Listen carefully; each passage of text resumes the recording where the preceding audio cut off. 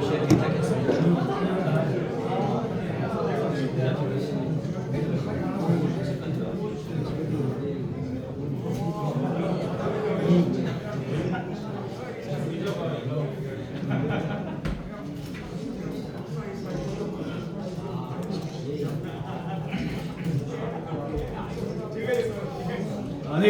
지금부터 더불어민주당 당대표 후보이신 박찬대 의원님의 기자회견을 시작하겠습니다.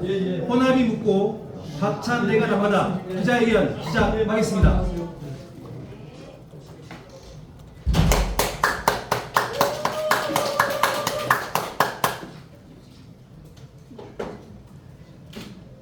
존경하는 호남 시민 여러분,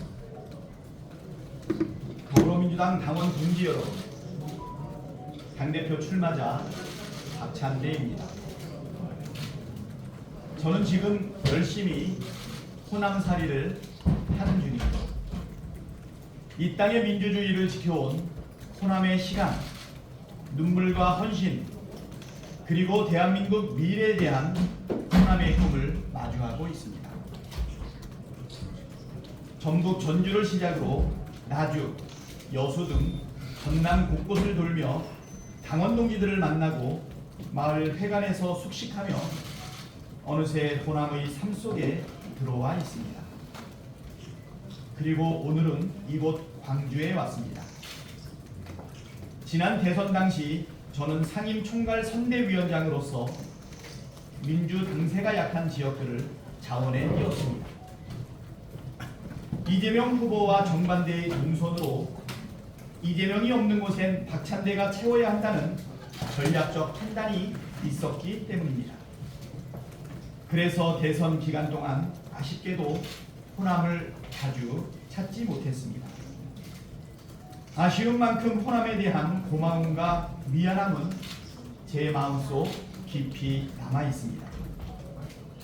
그래서 이제라도 제일 먼저 호남을 찾아 함께 먹고, 함께 자고, 함께 걷고, 함께 이야기 나누고 있습니다. 다소 짧지만 밀도 있는 일정들을 보내고 있습니다. 전북, 전남 당원 토크 콘서트, 기초의원, 청년, 여성 간담회, 그리고 마을회관에서의 막걸리 한 잔까지 가능한 많은 분들을 만나고 가능한 오래 듣고자 노력했습니다. 그 사이 호남은 많은 이야기를 들려주셨습니다. 검찰 개혁을 이번엔 반드시 끝내라는 단호한 요청, 지방 균형 발전과 광역교통망 확충에 대한 실질적 요구, 공공의대, 새만금, 해상풍력 등 오랫동안 방치된 현안에 대한 깊은 피로감, 그리고 수도권 중심 정당 구조에 대한 서운함까지 어느 한마디도 허투루 듣지 않고 있습니다. 어느 회초리도 가볍게 넘기지 않고 있습니다. 저는 이번 일정을 당대표 출마자로서의 단순한 순회가 아닌 호남 앞에 서는 시험대로 여깁니다. 누가 더 큰 박수를 받느냐가 아니라 누가 더 조용히 오래 경청하고 누가 더 제대로 호남의 숙제를 안고 돌아가는가가 중요하다고 생각합니다.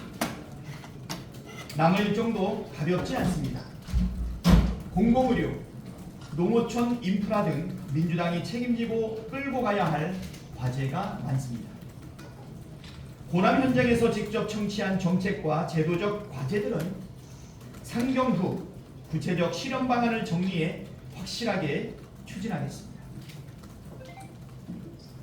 호남살이의 절반을 지나며 오늘 기자회견을 통해 호남이 민주주의의 심장에서 경제의 심장, 미래산업의 거점으로 도약하는 방안을 말씀드리고 싶습니다. 먼저 이곳 광주에는 5.18 정신을 헌법에 명문화해 내란의 역사를 종식시키겠습니다. 그리고 AI 국가산업 육성과 도심철도 지하화, 광역철도망 연결로 첨단 산업과 광주 시민의 삶의 질을 함께 키우겠습니다. 군공학 문제 역시 정부 TF와 함께 적극적 입법, 재정 지원으로 지역 간 갈등이 아닌 상생의 대법을 찾겠습니다. 전남에는 의과대학 없는 유일한 지역 전남에 공공의대 신설로 공공의료 공백을 해소하겠습니다. 해상 풍력, 영농형 태양광 등 에너지 산업을 집중 육성해 전남을 아리백 허브로 만들고 여수, 석유화학 산업 고도화 및 친환경 전환을 통해 탄소 중립과 산업 경쟁력, 일자리를 모두 잡겠습니다. 전북에는 2036년 전북 하계올림픽 유치를 위해 국회와 정부의 모든 역량을 쏟겠습니다. 전라선 KTX 고속화, 호남고속도로 2단계 조기 완공, 서부내륙 고속도로 등 촘촘한 교통망으로 지역균형 발전을 이루겠습니다. 새만금 아리백 국가산업단지를 탄탄히 구축해 전북이 재생에너지의 메카로 도약하도록 하겠습니다. 이재명 정부의 에너지 대전환 정책을 전북에서 성공시키고 전북 도민들께서 느끼는 소외감을 확실히 끝내겠습니다. 저는 당이 위기에 빠졌을 때 원내대표로 앞장섰고 이재명 대통령의 출마로 공백이 발생하자 당대표 직무대행을 맡았습니다. 그리고 검찰 독재에 맞서 이재명 대통령을 지켰고 내란 세력에 맞서 국회를 지키고 국민을 지키고 대한민국을 지켰습니다. 진짜 대한민국의 시대를 여는 것에 모든 역량을 쏟았습니다. 이제는 내란의 완전한 종식, 민생 회복, 그리고 진짜 대한민국의 도약을 위한 성과의 시간입니다. 강한 말보다 강한 실천으로 성과를 낸 저 박찬대가 호남과 함께 강한 개인이 아닌 강한 원팀의 민주당을 만들겠습니다. 존경하는 호남 당원 동지 여러분, 호남은 우리 민주당의 심장입니다. 하지만 결코 안주할 수 있는 텃밭이 아님을 잘 압니다.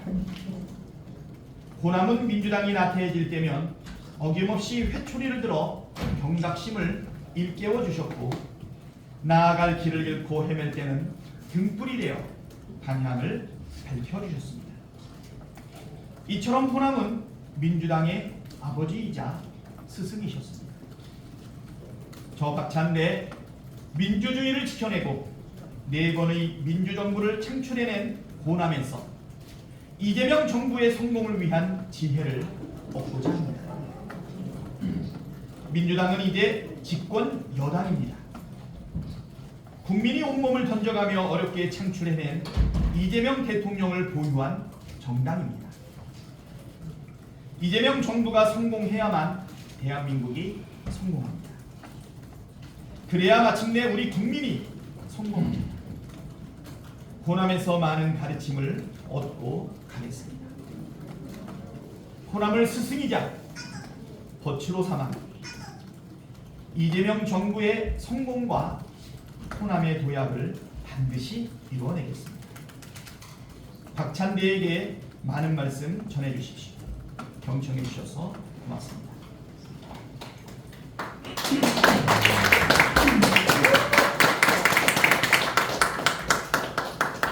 네, 오늘 기자회견에는 정진욱 의원님, 정준호 의원님, 김상욱 국회의원님과 그리고 광주시의회 최은지, 이명로, 임미남, 강미정 의원님을 비롯해서 다수의 의원님 함께하고 계시고요. 예, 서임석 의원님 함께 계시네요. 네, 고맙습니다.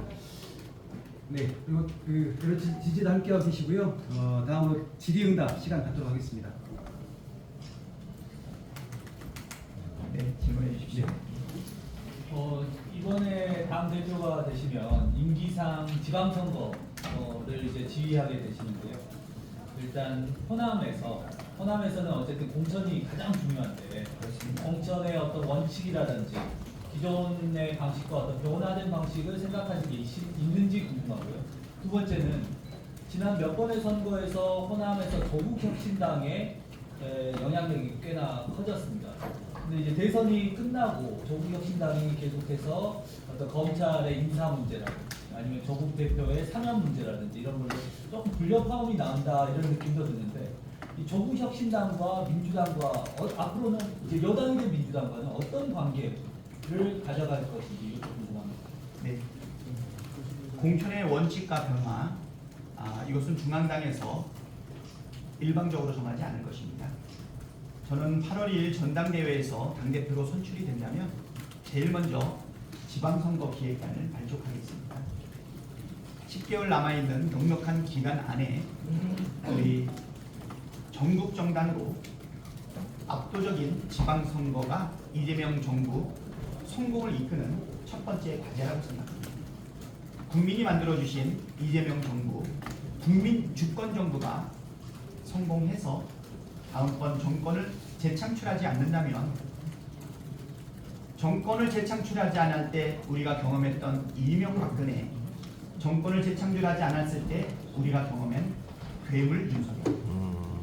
그래서 이재명 정부가 성공하기 위해서는 반드시 민생을 회복하고 경제를 성장시키며 국민을 통합시키는 그리고 유능한 개혁을 하는 성공적인 시대 정신을 구현해야 됩니다.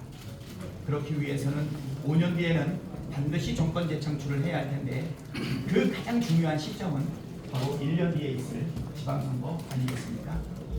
그래서 특히 우리 호남의 경우에는 경선이 본선이다라는 말이 있을 수 있기 때문에 일단 모두의 의견과 함께 시민들한테는 기회를 주고 기존의 정치인들한테는 그동안의 공헌이 적정하게 평가받을 수 있게끔 모두의 합이 하나가 되어서 민주당 전체의 올바른 방향과 이익이 되는 쪽으로 지방선거 기획단을 통한 공천률을 빠르게 결정을 하겠습니다. 예측 가능한 공천률 그리고 서로가 필요하다면 공동의 목표를 위해서 조정하고 양보할 수 있는 공천률을 신속하게 빨리 만드는 것이 내년 지방선거에서 압승하고 호남에서 공정하고 기회 있는 공천을 주는 원칙이라고 생각합니다. 두 번째 질문이신데요.